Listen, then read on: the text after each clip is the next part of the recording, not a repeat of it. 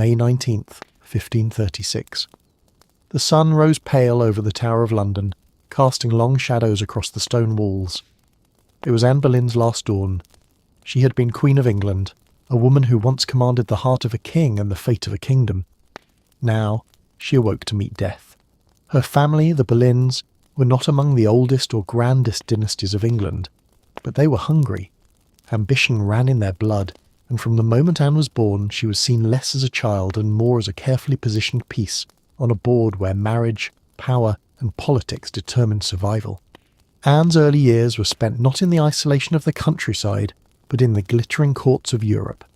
She lived in the Netherlands under Margaret of Austria, and later in France, serving Queen Claude.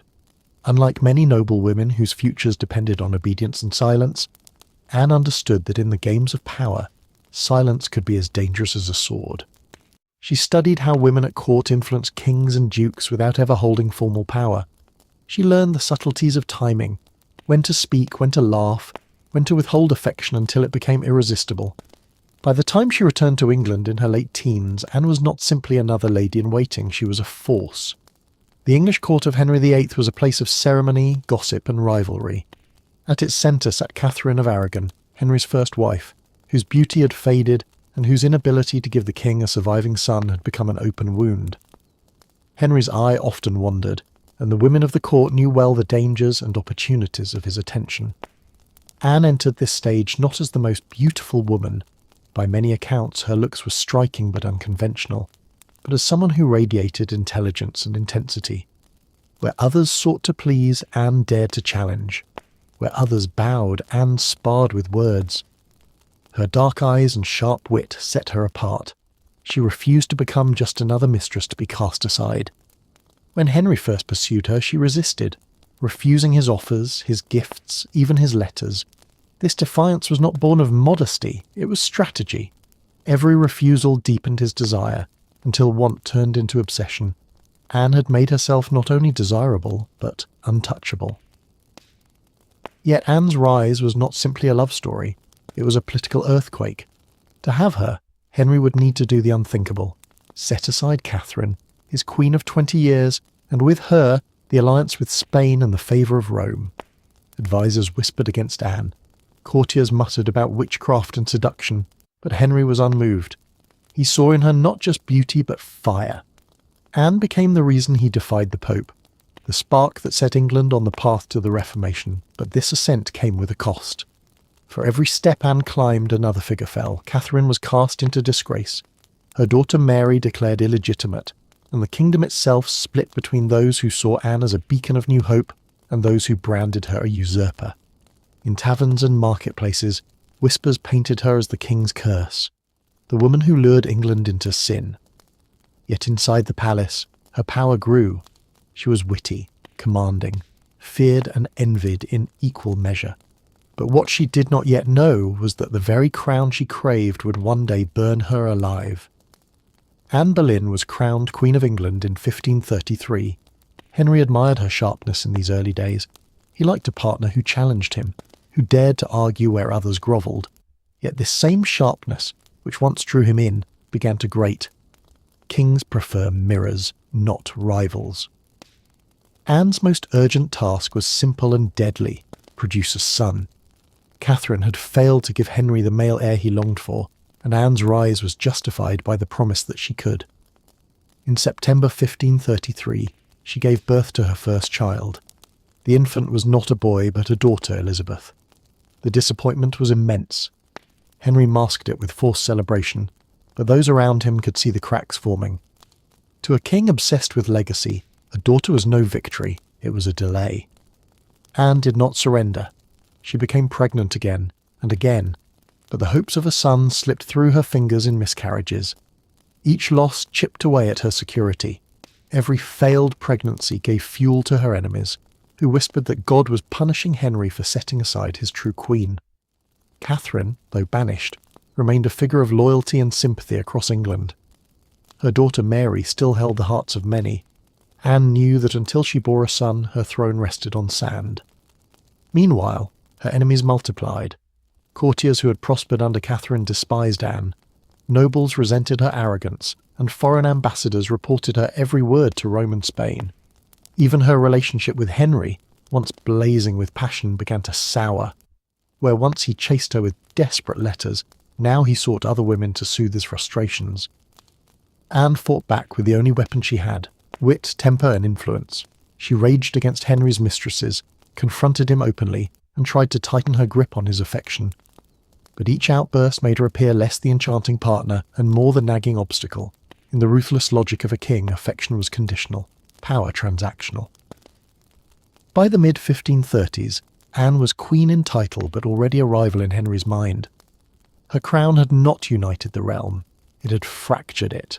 Her womb had not secured the dynasty, it had disappointed it. And her very strength of character, the quality that had made her rise possible, was now shaping the outlines of her fall. Henry's heart had drifted to Jane Seymour, and the kingdom itself was restless under her rule. All that remained was a final push, a plot to bring down the most powerful woman in England. At the centre of that plot was Thomas Cromwell. Once Anne's ally in the struggle against Rome, Cromwell understood Henry well enough to know that a king did not divorce his wives, he destroyed them. The challenge was to give Henry both motive and means. Henry needed freedom to wed Jane Seymour, but he also needed a justification that would protect his image. Simply setting Anne aside, as he had Catherine, would make him appear unstable, and England's allies would mock his weakness. What Henry required was something darker, proof that Anne was not merely unfit, but dangerous. And so the whispers began. Rumours of adultery, of secret lovers in her chambers, of betrayal in the very heart of the royal marriage bed. The names of men were chosen carefully. Courtiers close to Anne, trusted musicians, even her own brother, George Boleyn. In April 1536, the trap was sprung. The accused were arrested one by one, dragged into questioning under the shadow of torture, their words twisted into confessions. Whether out of fear, coercion, or manipulation, testimonies piled up against Anne. She too was arrested, taken to the Tower of London in May. Anne was interrogated, pressed for confessions she never gave. Her defiance remained intact. She denied every charge, her spirit as sharp as ever. But she knew the trial was not about truth. It was theatre, staged for Henry's absolution and Cromwell's triumph. The trial that followed was swift and brutal. A jury of peers, many of whom owed their fortunes to Henry, sat in judgment. The evidence presented was laughably thin, full of contradictions, dates that made no sense, and accusations that defied reason. But reason was irrelevant. The Queen was guilty before she even entered the chamber. Anne defended herself with eloquence, reminding the court of her loyalty, her innocence, her faith. For a brief moment her words stirred sympathy, yet sympathy could not outweigh the king's will. The verdict was unanimous, guilty of adultery, incest, and treason. The plot had succeeded. Anne Boleyn's enemies had done what once seemed impossible. They had broken the Queen, who had risen higher than any woman before her. All that remained now was the sentence: death by execution. On May 2nd, 1536, Anne Boleyn entered the Tower of London not as a queen in triumph, but as a prisoner accused of the gravest crimes. She had once walked these same walls in celebration of her coronation. Now she returned through Traitor's Gate, her fate sealed by whispers and lies. For the first time in years, Anne's sharp wit and quick tongue could not protect her. The world she had built was collapsing brick by brick, and all that remained was despair.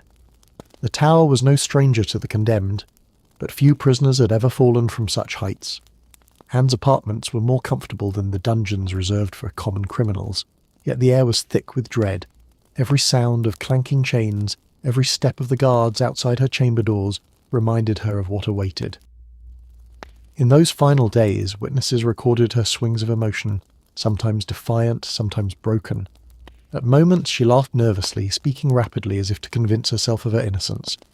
At others she fell silent, her eyes hollow, as though she saw beyond the walls of her cell to the scaffold being built outside. She prayed often, clutching her books of hours, scribbling notes and prayers into their margins. Faith, which had once emboldened her, now became her last anchor against the tide of despair. Anne feared not for her crown, which was already lost, but for her child's survival in a court where bloodlines were everything. To her attendants, she spoke tenderly of Elizabeth, urging them to care for her, to protect her name, to remember that she was innocent of her mother's sins. The condemned men accused alongside her, Mark Smeaton, Henry Norris, Francis Weston, William Brereton, and George Boleyn, her brother, were executed first. Their deaths echoed into Anne's cell. The knowledge that her beloved brother had been put to death on false charges of incest was a torment she could barely endure. Yet she remained outwardly composed, clinging to dignity as the last thing her enemies could not strip from her. May 19th, 1536. The sun rose pale over the Tower of London, casting long shadows across the stone walls. It was Anne Boleyn's last dawn. Anne had spent the night in prayer, preparing her soul. Those who attended her later spoke of her serenity, as though she had moved beyond fear into something colder, more resigned. When her ladies entered her chamber at first light, they found her dressed simply, ready to face her fate. She chose not the jewels and silks of her queenship, but a modest gown of dark grey damask, with a crimson kirtle beneath and a mantle of ermine. A small cap covered her dark hair, which had been carefully bound to keep it from the sword's edge. Her dignity and dress was her final statement. She would not meet death as a disgraced traitor, but as a queen. At around 9 o'clock, Sir William Kingston, the Constable of the Tower, came to escort her. The scaffold had been erected on Tower Green, built not for the public spectacle of thousands, but for a smaller controlled audience of nobles and courtiers. Even in death, Henry denied her the grandeur of a crowd. Yet the select gathering who stood waiting, ambassadors, lords, soldiers and servants, understood they were witnessing history. Anne walked with composure, her head held high. Witnesses remarked on her calmness, almost uncanny, as if she had rehearsed this moment. When she mounted the scaffold, she turned to address the assembly. Her final speech was carefully chosen, stripped of accusation or bitterness. She praised Henry as a good and gracious king, declaring herself his loyal wife. Not a word of protest, not a breath of blame passed her lips. To some it was submission, to others strategy, a final attempt to shield Elizabeth from further disgrace. When she finished, she knelt upon the straw, folding her hands in prayer. Anne removed her headdress, exposing her long neck. She knelt gracefully on the straw, refusing the block that was usually offered. Instead, she simply raised her chin, hands clasped in prayer. Her ladies-in-waiting sobbed as they bound her eyes, their hands trembling. The executioner, a swordsman brought from Calais, was famed for his precision. He circled quietly, careful not to alarm her. In a practised ruse, he called to his assistant for his sword, though it was already in his hand. Anne turned her head instinctively, and in that brief moment the blade flashed. It was over in a single stroke. No cry, no struggle, just silence. Her body slumped to the ground, her head rolling gently onto the straw. A gasp rippled through the crowd, followed by the hushed murmurs of those who could scarcely believe how swiftly England's queen had been erased. Her ladies, sobbing uncontrollably, gathered her remains.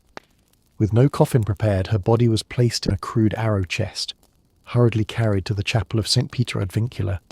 There, beneath the cold stones, she was buried without ceremony, her grave left unmarked. But the echo of that morning did not end on Tower Green. It rippled outward, staining every chamber of courtly life and reshaping the destiny of England. The Queen was gone, yet her absence weighed heavier than her presence ever had. Within hours of her burial in the chapel of St. Peter ad Vincula, workmen dismantled the scaffold. The straw soaked with her blood was swept away, as though the king hoped to erase the memory as quickly as possible. But blood leaves marks no broom can reach. Henry VIII, ever mercurial, wasted no time. The very next day he appeared in mourning, and by the following morning he was engaged to Jane Seymour. Courtiers whispered in disbelief at the speed, some calling it obscenity, others inevitability. To them it was clear Anne's destruction had been plotted not merely to end her reign, but to pave the way for another woman's rise. In law, her execution was more than a death sentence. It was an obliteration. Parliament declared her marriage void, her titles stripped, her daughter Elizabeth branded illegitimate. The little girl, scarcely 3 years old, was demoted from princess to Lady Elizabeth, cast from the line of succession as though her blood no longer carried royal weight. To Henry, Anne had become a ghost to be forgotten. To Elizabeth she became a shadow that would follow her forever. Yet the bloodletting did not stop with the Queen. Her brother George Boleyn, Viscount Rochford, and 4 courtiers, Henry Norris, Francis Weston, William Brereton, and the musician Mark Smeaton, had already been executed days earlier. Henry's reign grew darker in the wake of Anne's fall. The same paranoia that had condemned her soon spread further. Nobles who had once thrived at his side now felt the tremor of uncertainty under their feet. If a queen could be destroyed with rumours, who could be safe? Even Thomas Cromwell, the very architect of Anne's ruin, would eventually be consumed by the same machinery he'd set in motion. The people too felt the chill. They had watched Catherine of Aragon humiliated, seen Anne Boleyn rise like a storm, and now witnessed her head severed in silence. The lesson was brutal but clear. A crown could elevate, but it could also kill. England itself seemed caught in a cycle of sacrifice, each queen another pawn in Henry's restless pursuit of power and a male heir. But Anne's blood did not vanish into the soil. It seeped into the memory of a nation, into whispers of injustice, into the growing unease that surrounded Henry's reign.